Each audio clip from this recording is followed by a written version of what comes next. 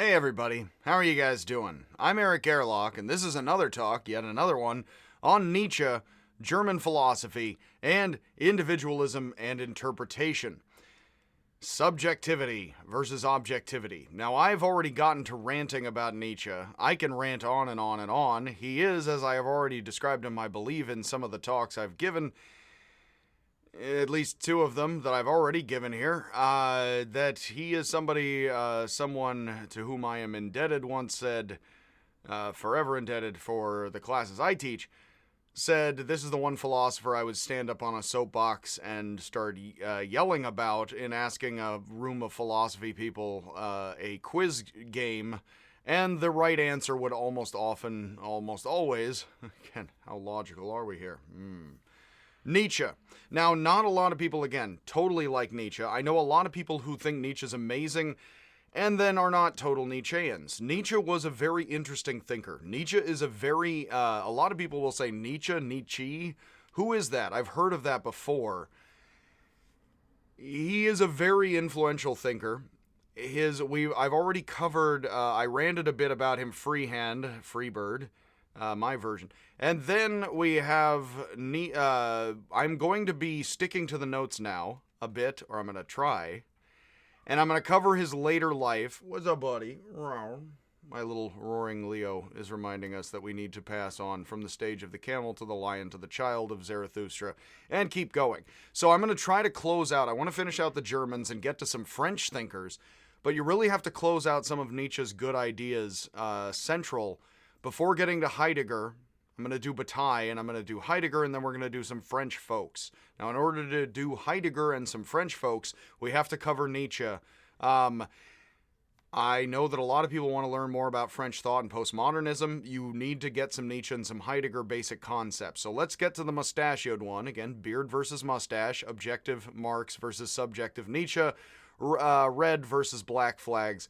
Nietzsche is the big fan. He wasn't a left or a right-wing thinker. He's been used by both. He was more libertarian, libertine, anarchistic, and an individualist who believed all truth is interpretation. Hume, we've already had, says truth is habit, assumption, and prejudice. Nietzsche likes Hume. He says all truth is interpretation. That means all we had with Hegel, objectivity collectively is intersubjectivity.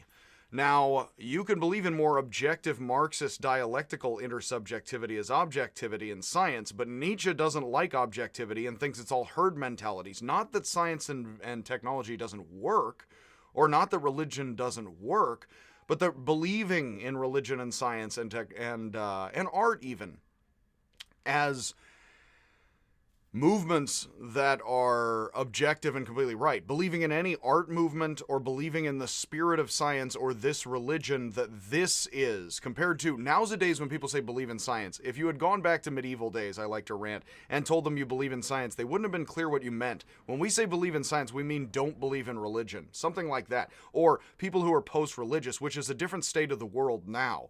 Back in the day, of course, a lot of people, not everyone, had to sort of be cultural and religious the ways that they were, and it was very much like being stuck with the state of technology that you're stuck with. And so I believe in it. And Nietzsche says, well, great thinkers of all walks of life think for themselves, including great scientists. So as I teach Nietzsche, it's usually Nietzsche versus objective truth and something like belief in science. And when I say that, especially nowadays with vaccines, questioning vaccines and conspiracy theories, as I've already ranted, there's two kinds of disbelief in objective truth here. That truth is human all too human, and pragmatic is more what Nietzsche is saying for those who want to still hardline something like pure objective truth, but say it's human all too human in performance. That's basically what Nietzsche is saying, and I will get to the notes. We had here that Nietzsche's early thought, he says that thinking is back and forth between Apollo and Dionysus in Greece, not just into reason, but into reason and anti-reason, into the passions and liberation and transformation, what Bataille will soon call rupture. And guess how much these are Germans who didn't have a German revolution, and Nietzsche's still angsty for the crowd that Marx is writing for directly at the same time, well, just earlier than Nietzsche with beard and then versus mustache here. Nietzsche is definitely seeing the socialists, and he would have seen, he was dying as there were anything like anarchists splitting off of socialism, etc. If you look into that stuff, as far as by name in the late 1800s, all of this stuff is cats confronting the ceiling. Yes, ceiling cat. Ceiling cat, are you stuck? No. Okay, ceiling cat, are you listening? Science, art, and everything are good for societies to deal with. In the Middle Ages, we're into art and science, of scientia in the Latin, is where we get the Anglophonic word from, plenty. And with the scientia, is that we are drawn to both box things up and unbox things, and we're both drawn to order and chaos, reason and passion. And Nietzsche says we're always back and forth, and he doesn't want us to be Kantian or Hegelian. He's testing all sides of the ceiling. Aren't you, buddy? Seeing if there's a way up through there. I don't think there is, but maybe he'll find it. I haven't been up there to check it out much. So, with all of this, I mentioned that Nietzsche loves Heraclitus. Please, I have not yet, as I said, given a decent talk full length on Heraclitus. He is my favorite of Greek philosophers. I need to do that very soon. But Nietzsche, one of Nietzsche's favorite metaphors here, and in a time of Darwin, is he says that, like Heraclitus, who came well before Darwin, Nietzsche enjoyed comparing human beings to apes, to humble and encourage human beings, to evolve beyond what we are, very much on an individualist point of view. Nietzsche did not think that Schopenhauer did not think society was progressing much at all through science. The history of a village is the history of an empire. Human reason is brutal and ape-like and stupid, and here we are. He is also a Kantian, but he doesn't think that human reason is getting better through science and morality through religion. Schopenhauer thinks, well, we remain the same. Nietzsche does talk in contradictory ways, as if he wants us to evolve into a better, more individualistic-minded society that, like what we have. There was one of the Italian futurists, and they were actually plenty fascist, and one of them says, why do we all keep dressing as if we're going to a funeral at a time when people were more wearing dark suits everywhere, no matter how hot it was outside in Spain or where have you? So, with all of that, we do live in a more individualistic time. It's very interesting to teach Nietzsche and then French ideas following Nietzsche, because we do live in a more Nietzschean time, like it or lump it, as I like to say, but at the same time, it's not just Nietzsche, it's not just postmodernism, and it isn't just that Nietzsche is good or bad, or these are Nietzschean times and that's good or bad. Well, I'll get to more of this as we cover postmodernism. We don't just live in subjective times. There's a lot of times you'll find people saying, oh, truth is over now. I would tell you that that's because people are dealing more with human beings and more with truth and meaning, and it doesn't settle down. That's very Nietzsche. It remains an open fire. That's very Heraclitus and Nietzsche. It doesn't settle down and now we've solved chemistry or science. It remains wildly open. And that is good if chemistry always can have great individuals who are pushing forward and doing amazing things, and terrible things, unfortunately, because it's human all too human for Nietzsche. If you say chemistry is an ordered thing as opposed to art, or it's a meaningful thing, or it's used for good, chemistry and science are used for good as opposed to art, that's simply not really so much of a historical thing. Nietzsche was hoping that we could wake up and see that art and science are human, and that we come to an era where we more realize that science and technology and religion have been human, and now we're free to be more individuals. Now that is and isn't true. Think about politics today.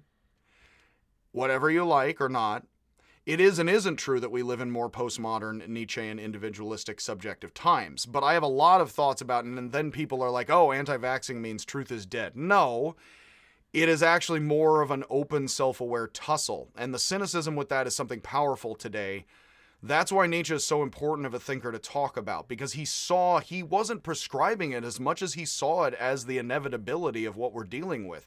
We are going to have to be more human individuals with this kind of opportunity of life. You've seen too much, is that we know too much to simply believe science has been used for good, or art simply is nice when rich people put it on. We're too wise to the game now. So Nietzsche is asking, is truth growing, dying? What's going on here with meaning as life is industrializing in the 1800s? That's why Nietzsche is so important, because he definitely was a precursor to a lot of beatniks and hippies you may not like, but also to a reality which is not simply hippie or beatnik, but is one in which every individual, if you know a bit of history, is now somewhat cynical. And what Nietzsche says, which I gotta say, I've been teaching this stuff since 2008. I was teaching as Obama got elected, and then through the Tea Party years till now, without making any political commentary, because this is stuff that is on the right and the left, both. I have more thoughts about that, I'll spare you.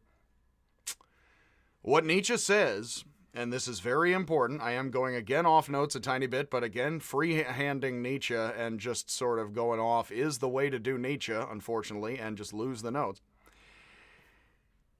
We are very much living in a time when human beings are going to, Nietzsche says, and we'll get to the tightrope walker here, which is what I'm running up to. Nietzsche's tightrope walker, as I like to call it, is the youth today are a bit suicidal. Much love and keep your heads up, and all of this. Meaning is, according to Baudrillard, somewhat dying, and he is a Nietzschean who says, now I'm somewhat of a nihilist.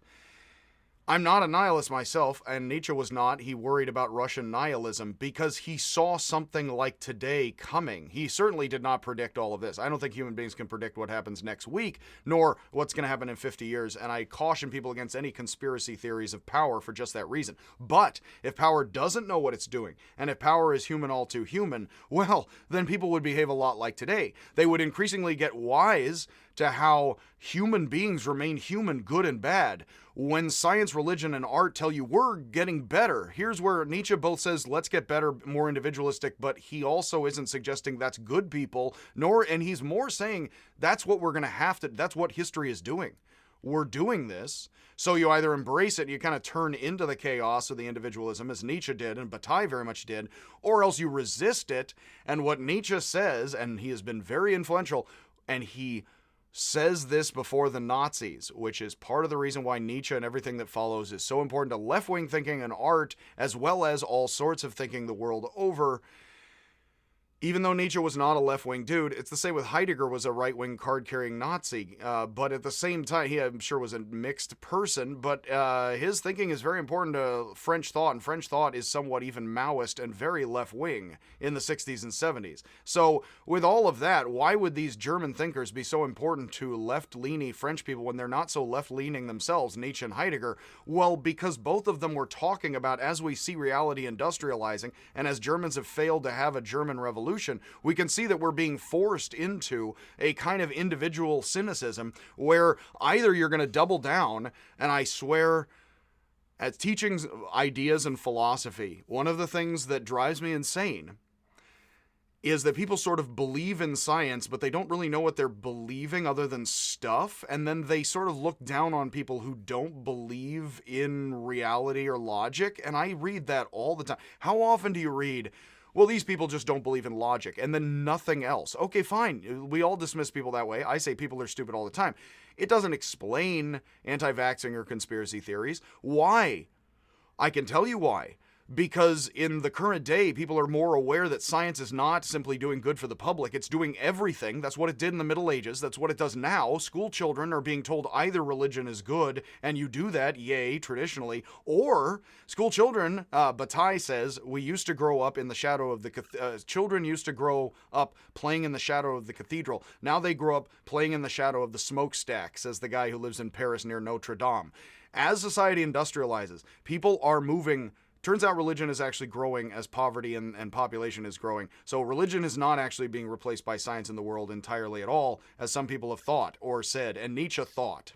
He was actually somewhat wrong about that, but insofar as science is replacing religious belief in a lot of people's lives, people are taught there is objective truth, it is good, it cares about the people, and then politics, science, and religion is kind of forces of good. But as human beings study history, as day by day goes on and we have more and more media, I'll tell you, this isn't really Nietzsche, but from my perspective, just to add in, you can see the Vatican Library going off in the 1400s and people having books and stuff. Now that we know of India, it is very difficult to convince people that British colonialism with art or science meant good to everyone. What that does is it creates people who double down on scientific objectivity, hate humanity, and double down on religion or science. The thing that Nietzsche and Heidegger and some of these French thinkers are realizing, and the real meat of what's going on here, is they are seeing their fellow intellectuals just turn from religion, oh, the Catholic Church is true, it's true, and stuff, to Lutheranism, or, well, it's Lutheranism, which gives Nietzsche a bit more freedom to express how stupid the Catholic Church is, other than the French intellectuals. They do that for them. But basically, Nietzsche is like believing in science, industry, art is like being religious. It is something where the average person can double down not knowing what's going on and believe in something safe like the Catholic Church or science and not think as an individual. Rather than being the great theologian or scientist, the average individual is increasingly offered an opportunity to believe in art, politics, and science secularly in a way that Nietzsche was convinced, and I think is decently true, was replacing meaning of religion in people's lives. That is unquestionably happening. And Nietzsche wasn't happy or sad about it as much as he was looking with wonder and horror at the process of humanity and where we're going with all of this. It's not simply coming to a big crisis that then will be, now it's over, although sometimes this is phrased that way, and Nietzsche talks in all kinds of ways. Nietzsche is definitely saying if truth is interpretation, and if we are in times where we can see more of what science, religion, art, and politics do, well, you're going to find people doubling down. You're going to either find people, either people are going to drop out and give up and be nihilistic, or they're going to be hardlining fascists. Nietzsche doesn't know what a fascista is, but he talks a lot about what could be Nazism right before Nazism.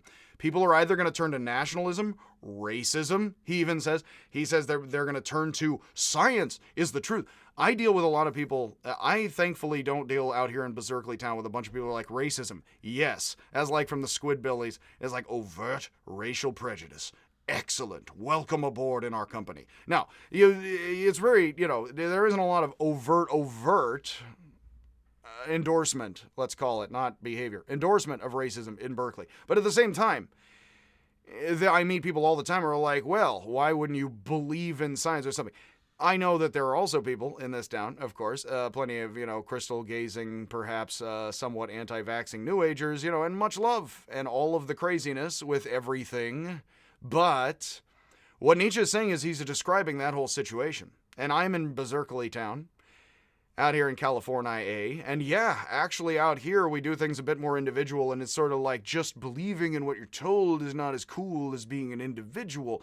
And here, if you like science enough to, if you like objective truth, and science is often billed as the objective one compared to everything, think about how you would explain to medieval people that ladders truly work or not, and you believe in that. I mean, they wouldn't understand you. What you mean when people say believe in something like secularism, science, politics today, they very much are describing being a person in modern times after religion kind of has ebbed from people's lives. And Nietzsche is basically worried that we're going to be the same kind of sheep in the name of politics and science and art or anything, philosophy, anything. And what do you know? The communists and then the fascists rose up after Nietzsche died. And so guess what? A bunch of people think, wow, beard versus mustache, as I like to call it. People who believe in objectivity. Nietzsche says those who abandon God double down even more on objectivity. As I started to say, I fight all the time with people who are like, well, I believe in science. I'm like, well, so do I, of course. Like, what do I not believe in? Ladders, vaccines, what? And there's I do fight on purpose, and I try to be very simple and honest about it. People's conceit in believing in science, and I get how there's a lot of people who don't believe in science in problematic ways, like where they think it's a conspiracy. But the thing is, for Nietzsche, it is very silly to believe science is a bad conspiracy or a good conspiracy, because it's neither. Politics is not a good or a bad conspiracy. Religion was not a bad thing or a good thing. It was human. That's what Nietzsche wants us to think. If any of this strikes you the wrong way, the main idea here is we increasingly see religion, art, politics, science, whatever you got, behave in human good and bad ways. The school child is taught this is good, this is solid, what if we are all dying, or what if we're killing the earth, or whatever have you. It is and isn't good. We are sheep-like fools and herd animals. If you want to be the great scientist, don't think science is an evil conspiracy. You want to be the great artist, don't think art is an evil conspiracy. Realize science and art and politics are human, all too human, and do it well as an individual if you want to, and that's who people follow, like Jesus, Socrates, and other people. That's what Nietzsche is ranting about, which is the way you can rant a lot off notes, as I am here.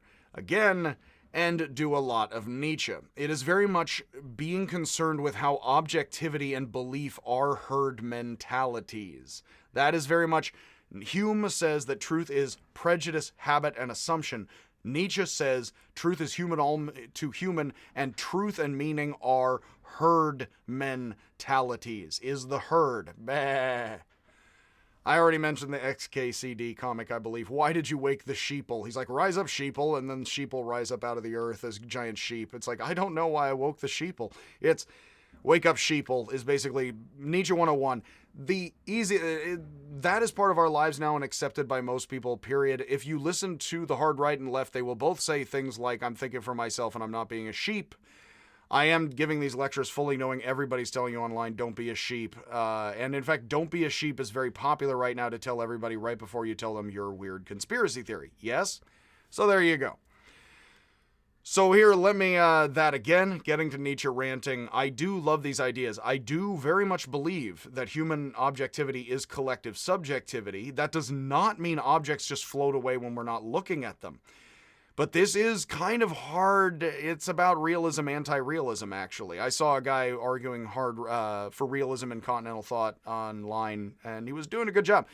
But this is very much, the names realism and anti-realism are kind of confusing for just this reason. It isn't that reality isn't real, it's that we are seeing it through our eyes, and we increasingly understand how that's true in so many ways, and we should passionately embrace that and say yes to it.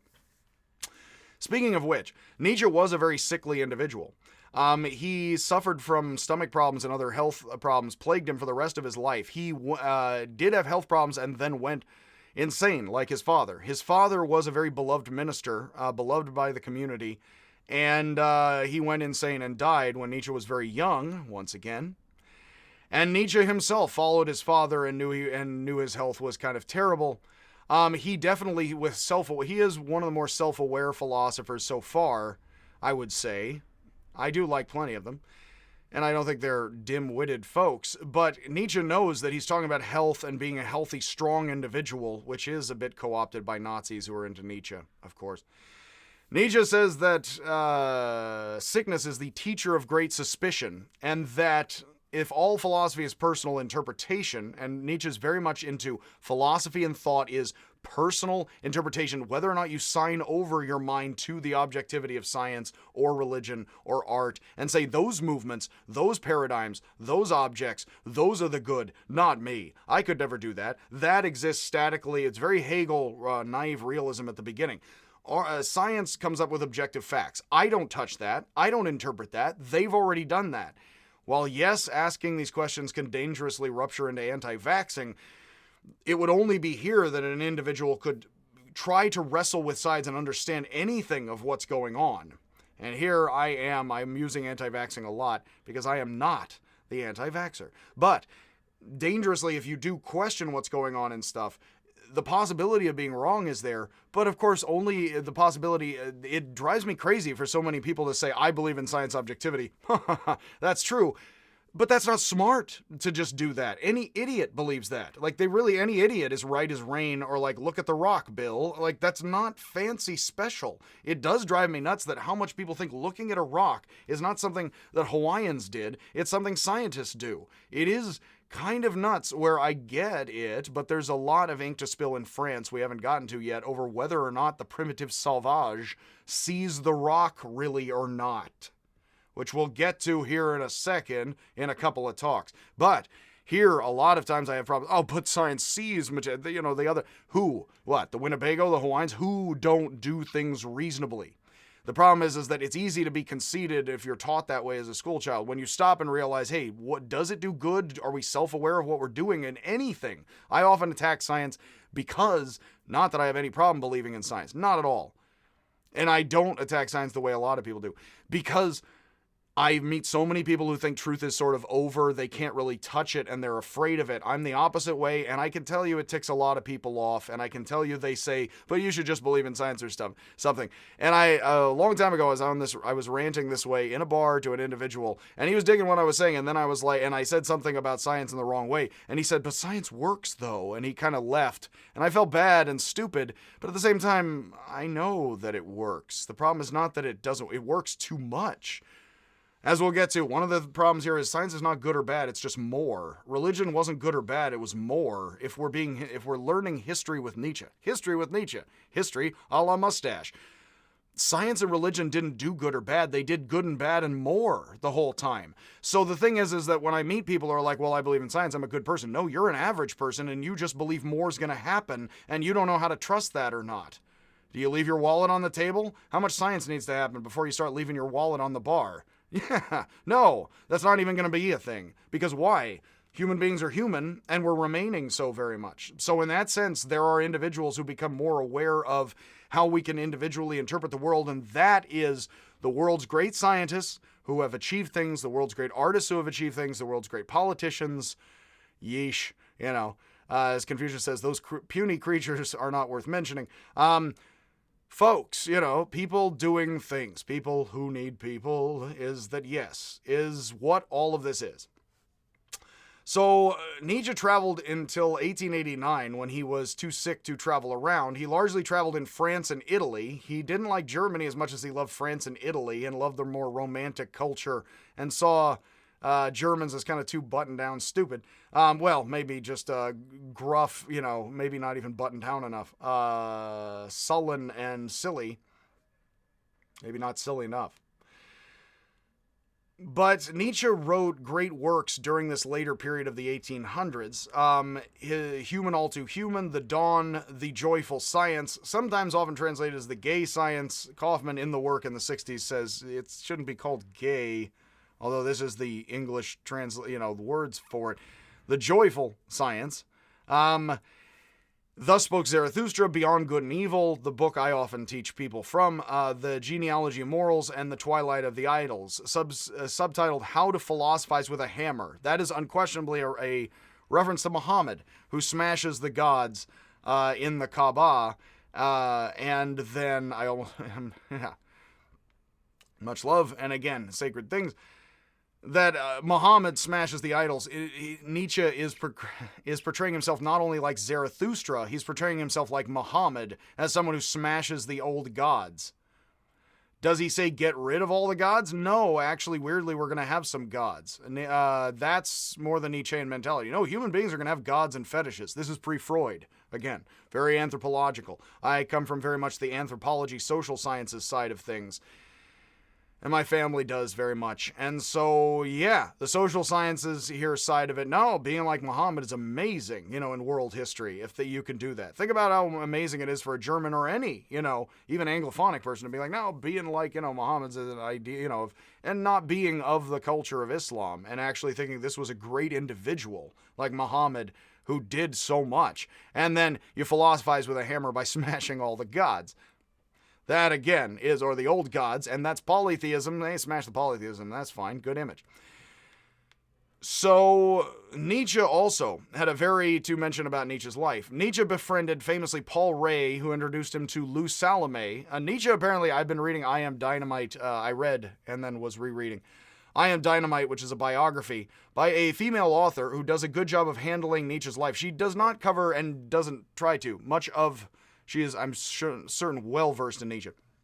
She is just being biographical and not spending much time in that book delving much into his philosophy, but claims not to and is not. And is, though, showing that Nietzsche wrote some very misogynistic things in his early work. But Lou Salome and several other individual women, he may have never really hooked up and had a lady person much in his life. But whether or not he did, if he did, he had individual women who increasingly admired him, who came to him, and he liked hanging out with individuals. Paul Ray was Jewish. Lou Salome was a woman. They hung out together as a group of friends. People talk a lot about what happened between them. Remember, it's a more buttoned-down time, and they also don't care. So I don't know what the heck. But there's a very famous photo of three friends with Nietzsche and... with Ray and Nietzsche roped in yoked to the cart, Salome holding the whip. Again, one of the worst things Nietzsche says about women earlier than this photo is when you go to woman, forget not your whip. And of course, who's paired it with this photo? A bunch. Nietzsche, in his Untimely Meditations, Nietzsche says, but here are some of my truths, and then suddenly starts ranting about women. Derrida later in France says, this is brilliant because Nietzsche knows he's flawed, misogynistic. People have mixed opinions about that. He certainly does weirdly. Nietzsche's bashing objectivity and believing things are fully true objectively. And then he's like, by the way, here's some of my truth. And then he starts bashing women, which clearly he means to be kind of unscientific and sort of weirdly like out there personal. But it's not clear how much he does or doesn't want you to believe it. So, and it's honestly, not the nicest part of Nietzsche that people admire. But this does convince Derrida early on and others, and Judith Butler and I myself, Cornel West, the most famous of Black American philosophers, and currently living, is a friend of mine, studied with him and went to do a dissertation with him, that Derrida is saying that philosophy is a performance. Nietzsche knows, and with Nietzsche, philosophy is a performance where I am telling you important things, but I am going to put on a show, and we're going to learn meaning whether or not I want you to, as my cats fall off of shelves and dance around in the background. And that is life, and Nietzsche wants science and art to teach people richly a bunch of stuff, not say no to art or science or politics. Nietzsche very much says he is a yes-saying spirit. It is not about rejecting science or art as an evil conspiracy. That would be saying no to things and thinking evil lizard people rule the world. That is exactly opposite Nietzsche, because Nietzsche thinks Muhammad was some amazing dude and nobody fully rules the world, which is why you should try to stake out your claim and be the craziest individual that's interesting that you can be if you want to be. So, at the age, tragically, in 1889, at the age of 45, very young, Hegel also died in his early 40s. This is, of course, both of these individuals could have lived for 20, 30 more years and written a lot more work. And these are two of the most important philosophers, certainly to the continent, German and French thought, but then to the world also in philosophy via anybody who's into German or French thought at all. So just as Nietzsche was beginning to gain fame and popularity, his books were being read and professors were giving lectures about him. He started to actually have fame in his lifetime. Heidegger was famous in his earliest days when he wrote his first work. He got to be a rock star early and young on. Nietzsche finally was getting some recognition. People are upping his posts and liking his stuff. He had a period of great happiness and bliss, followed by a lapse into increasing catatonic insanity, unfortunately much like his father, also like Bataille's father, who's going to follow and be a Nietzschean. As I like to tell my students playfully, please don't believe me, is if you do have a period of great bliss and happiness in your life, this is probably going to be followed by a lapse into increasing catatonic insanity and isolation. I kid, please don't believe me. I joke around, of course. It's like that's the worst thing to hear. As I always love the joke, one of the jokes from Futurama, we're going to brutally break you completely down with Nietzsche, question everything. Then we're going to slowly and painfully build you back up again, brick by brick, painful piece by painful piece. Then we're going to fully tear you out again and break you down. Then lunch. And then if we have time, we'll build you back up again. It's like, well, that sounds great. Where do I sign up? This is, of course, a lot of with cynical, negative philosophy, which is not bad. It's not intended to be mean, but with distrust, doubt, there is oftentimes the feeling that this is just going to end up in useless nothing, when in fact it's meant to be process. It's meant to turn things over and till the soil and recycle is very much what it's meant to be. In ancient and modern times, like Heraclitus, whom Nietzsche admired. So some have said Nietzsche went insane because of his philosophy. I have heard that actually myself from more than one Christian evangelical, that Nietzsche himself went insane because he was such an idiot or a jerk or didn't believe in God. It said God is dead. You and I have killed him, which many people don't follow up with that line, who don't like that line. That is because Nietzsche thinks that industrialization is bringing about, from Marx, industrialization, beard versus mustache. For Marx, industrialization is bringing about unquestionable scientific objectivity. Is that what it's doing? Look around and think around and look at the positions that are around you. What Nietzsche is saying is, no, this is a time when human beings are faced with humans or a human all too human, and they double down on particular institutions, whatever they think is most solid, as they watch human beings continue to behave good and bad in all societies. That's what Nietzsche would say. He's very right, regardless. In fact, again, I know many people and hear many students say, no, yeah, but also no, fine. And in fact, I don't try to head this off. It has been more in the past where I'm like, but, no, I'm just going to leave this here for you. Why not? I mean, why would I tell you to do something with this in particular? No, this is because there are many Nietzscheans who are going to come after who are not just saying what Nietzsche says, who are going to do amazing thinking and come up with brilliant ideas because they have the openness of mind to do so, and that would be the proof in the pudding.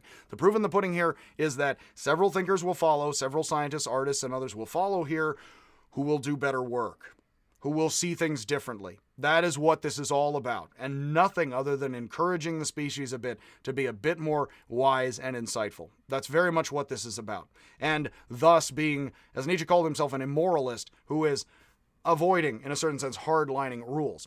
Nietzsche says that truth is interpretation and perspective. Hegel is arguing it is intersubjective. Nietzsche saw himself as destroying the myth of the objective system. This is how we do and don't live in postmodern times. Sort of, but at the same time, what he's describing is so true that actually we don't really destroy it. As postmodern French folks say, but we're living amidst the yes and the no to it. So we don't really live in postmodern times.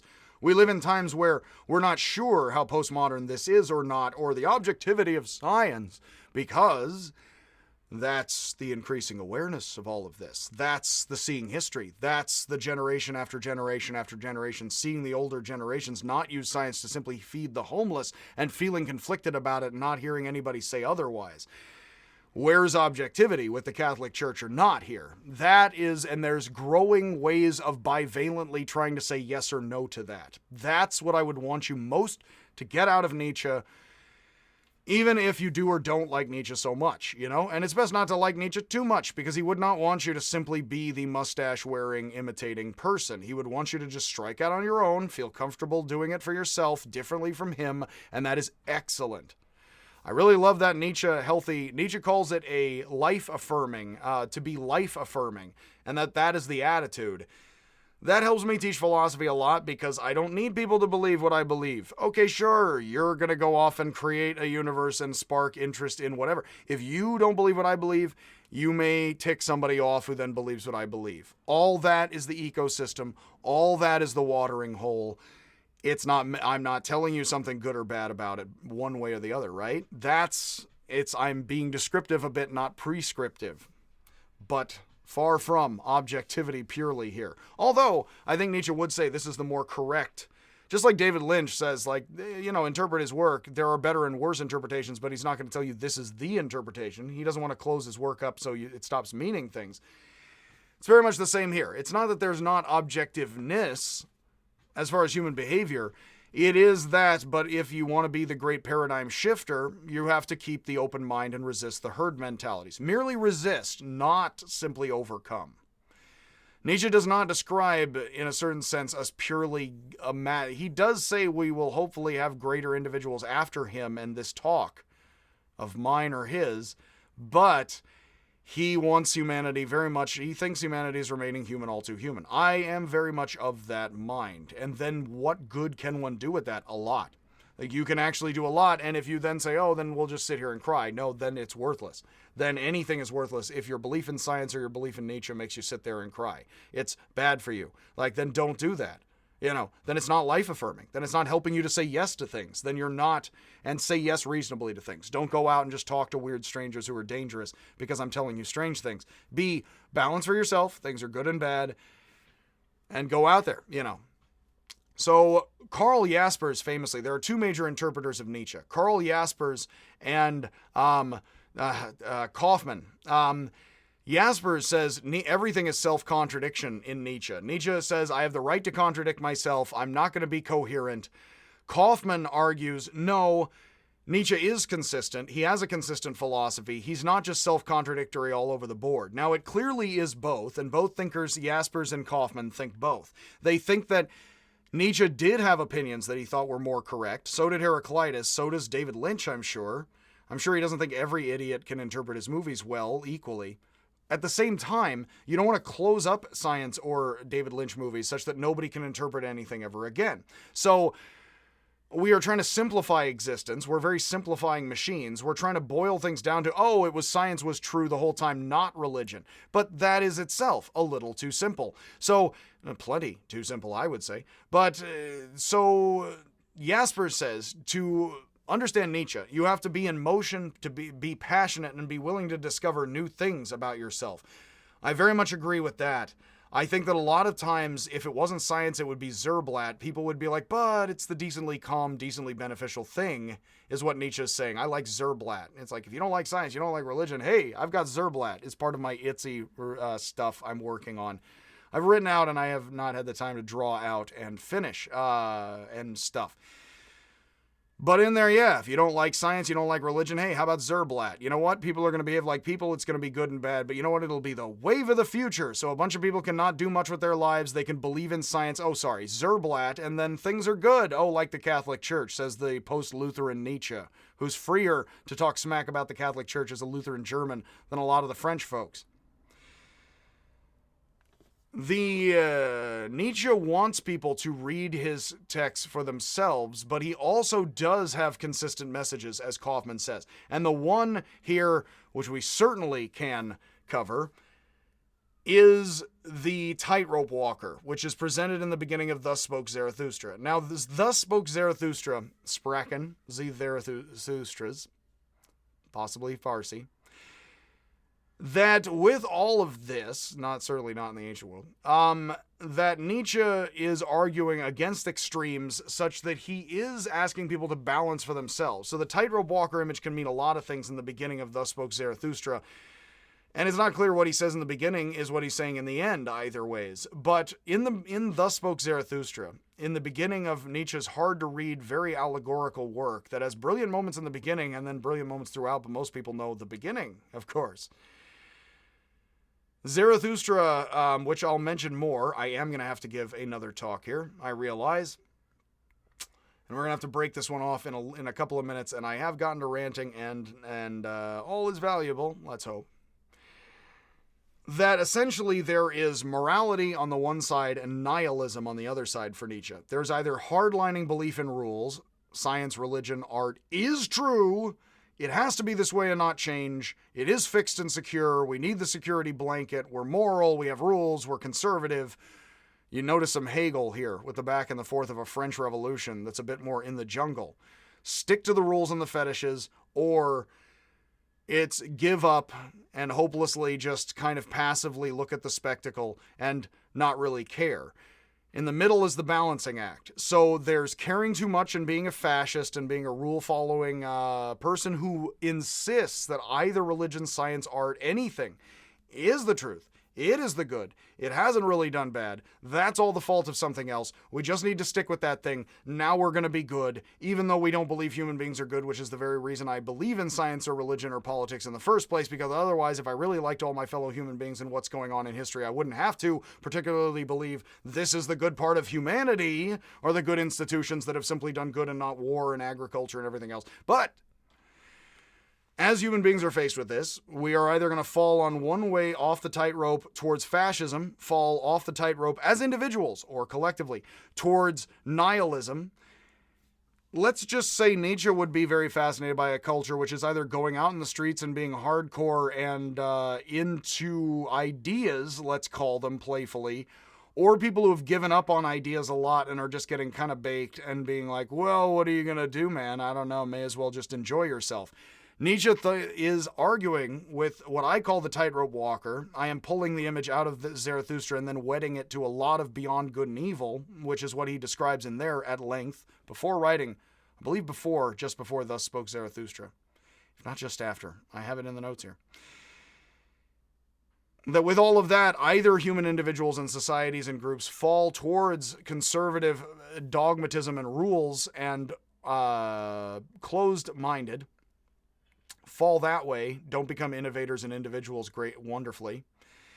You then have people giving up and being like, but what are you going to do? Everything's been done. Or like, but what can you stand for if rules are rules, man? And then you would melt back into the ether. Very much Schopenhauer. Nietzsche thought that Schopenhauer was too much this, too passive. Baudrillard says, now that I've wandered through shopping malls in Tokyo, now I'm unfortunately becoming a nihilist and I don't want to be as a Nietzschean. The latest of French Nietzscheans says. He died in 2005, I believe, Baudrillard. Are we destroying meaning in these ways? Or is meaning perfectly fine and the few of us can ever be the tightrope walker, the one who doesn't just fall to fascism and rules in the examples of others or institutions and belief in institutions, nor fall to doubt. Notice these are belief positive and doubt negative, but not happy and sad. Belief is not happy, doubt is not sad. Belief and doubt mean we're going to fall too much to belief, too much to doubt. What does the individual have to do here then? Balance for yourself. What Nietzsche wants you to do is not fear that anything, including science, is a conspiracy. Rather, freely learn from everything and do things for yourself. That is why conspiracy theories online are not Nietzsche.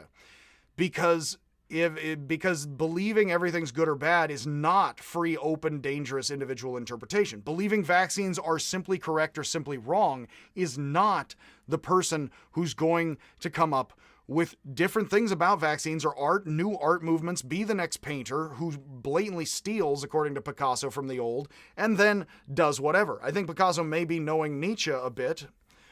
When Picasso the Spaniard says, no, great art is steal, that's very Nietzsche. It's just steal everything, reconstitute for yourself. Who cares whether or not you believe in what you're supposed to believe?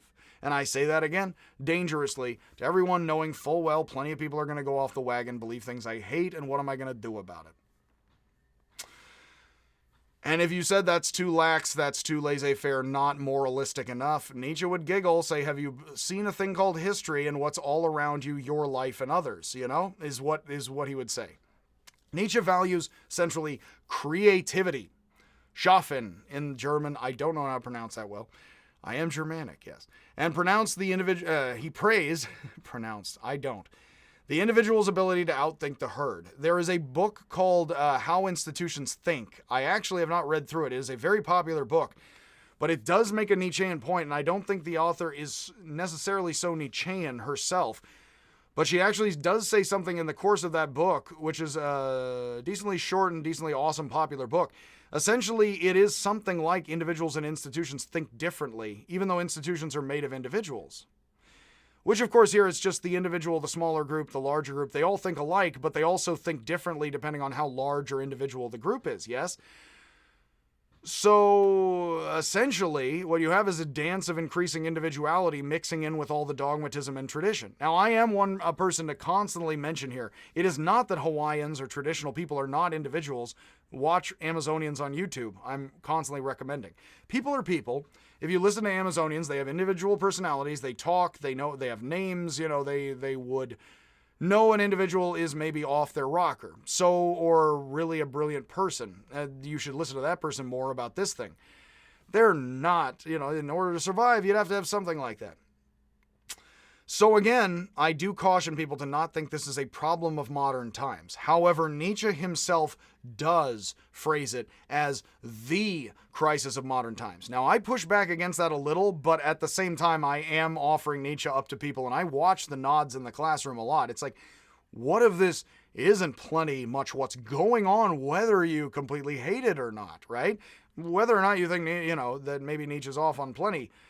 But there's a lot that looks like that now, increasingly, since the 60s especially, which means that this is important to understand where it's coming from, what it is, whether or not you like it or not. And obviously here, many a person says, well, we're going to create the new club that does have the good rules. You and every army, right? Good. So that's fine. Again, Nietzsche doesn't want you to get rid of your club. He doesn't want people to actually get rid of war and armies. He thinks it's all going to keep happening. With better and better warfare, better, here meaning more, not necessarily more war, although Nietzsche actually would not have predicted world peace, and if he did, he'd think it'd be terrible like the Swiss or like the most boring place ever. There is a very, the end of Brave New World, actually, and you know what? I will end this right here, and then we will go on with more the bestial and warlike inhumanity with more of the talks here. Nietzsche did say humanity and human thought can overcome any obstacle it puts in its path, cannot grow without obstacles to conquer. So it is very good that we're such a rough species. It's very good that we don't totally make sense. It's very good that we are and are not religious. It's very good, even if it seems terrible, to believe and not believe in art, to believe and not believe in science, to believe not in politics, Right now, there's a lot of people believing and not believing in politics in ways you possibly find frustrating and crazy. The thing with Nietzsche is not just embrace it, it's fine, and just go take the bus. What are you going to do with it, though? Most people are going to ignore it because they're going to have a hard time figuring out truth and meaning otherwise and being afraid of contradicting what other people believe in. So now, what are you going to do about that? That is very much what Nietzsche is saying. Not that you shouldn't just say, well, it's the horoscopes or it's the science. What are you going to do? How are you going to push this forward and become a better person? That is a good place to stop this. I, again, have a bunch of notes. I already am, of course, ranting through all of this, but we do have to consider the Superman, the Übermensch, although not the Nazi, yeesh, Übermensch, of Nietzsche, who is the individual who thinks for themselves, which, of course, how much are people nowadays being like, I think for them myself, and then they are not being so uber for Nietzsche's such a mensch, yes? So we are, I also do have to mention, the meme is, somebody put hipster glasses on Nietzsche. It's a human to mainstream, is now the hipster jokes are pretty much downriver and under the bridge. But, well, that'd be reverse order and all that. But yes, creativity, outthink the herd. Social idols are to be smashed and then continuously, unfortunately, replaced. As a passage of Nietzsche, a friend of mine says, around every individual masks grow, and some learn to love their masks, whether or not you're doing anything with them or not. And that's very much life and the struggle. And Nietzsche wants us to embrace the struggle. And I have to say, as a final thought here, just as certainly the theme of this talk, embrace how crazy and awful things are if you are going to deal with a lot of this. I don't mean screw it up worse. I don't mean throw your life onto the fire and burn out. I mean, as a teacher cautioning students, if a lot of this is dizzyingly crazy, and if you are concerned that people are or aren't believing enough in science or religion, Nietzsche can be very liberating for explaining to you, actually, this is how humanity is. It's not getting better or worse. It will, at worst, get more. What we're going to see, at better and worse, what we're going to see, Nietzsche says this, and I think this is correct, what this is more. This is not better or worse than the Catholic Church as much as this is more, is what he is saying. Because if we think the Catholic Church didn't just do evil and all the people were evil, this is more of that. This is more of what the Catholic Church was doing, building Notre Dame with science and engineers. This is more. So here I will just stop and say, if you think that belief in science is less superstition, of course, many following Nietzsche would say, oh, you don't understand. Modern superstition is so much more. And that is exactly where I will leave this talk. We're going to talk more then about Nietzsche saying that humanity is the refined beast of prey. We may be losing meaning somewhat in modern times, but even so, as individuals, great or not, we are interpreting the world for ourselves, whether or not we are accepting science or religion or politics or anything to be the truth versus something else. That is us allowing ourselves to be pigeonholed by others' thought rather than thinking for ourselves, being the greater artist, the greater scientist, the greater theologian, evangelist, anyone. If Nietzsche likes Muhammad, thinks that Muhammad smashed a bunch of the old gods with a hammer, then clearly anyone is admirable to Nietzsche. Say yes more to everything. Don't reject science or art or politics as a conspiracy. Embrace it as a chaos of individuals who cannot control the situation entirely, and a dance of herd mentalities. The dance of the herd. That is very much probably the topic, one of the titles. I slammed several together for the talk. So I will pick up, and in fact, I will start off with the fictions of language and logic next time here, and we will get further through some of the notes, because the fictions of language and logic will get into how people can become Nazis and in the name of science or modernity be very racist or very nationalist or very all kinds of things, and tell themselves that they're right as rain and they just believe in the objective truth because science, religion, or politics, something. You know what I mean? It's Zerblat, whatever. People will believe they're the logical, rational people like the Hawaiian elders say of themselves. It'll be great. And then you it's a little cold. You pull the robe of feathers, a little around yourself, and you're like, well, I'm sure my authority is justified. With the big kahuna. Kamehameha. Yes, cue the Gohan. So, with all of that, that is some Nietzsche for you out of this berserkly town. It's another hour here. I am going to have to give another hour of a talk, I am sure, here where I go over the Superman and then some of us thus spoke Zarathustra and mention some Nietzsche quotes at length. So I am going to do that here in a moment. I will upload these videos. And thank you for listening to my rants on Nietzsche. Yes, much happiness, much love, much life, much saying yes to everything. And again, happiness, and I will see you, if I do indeed ever see you.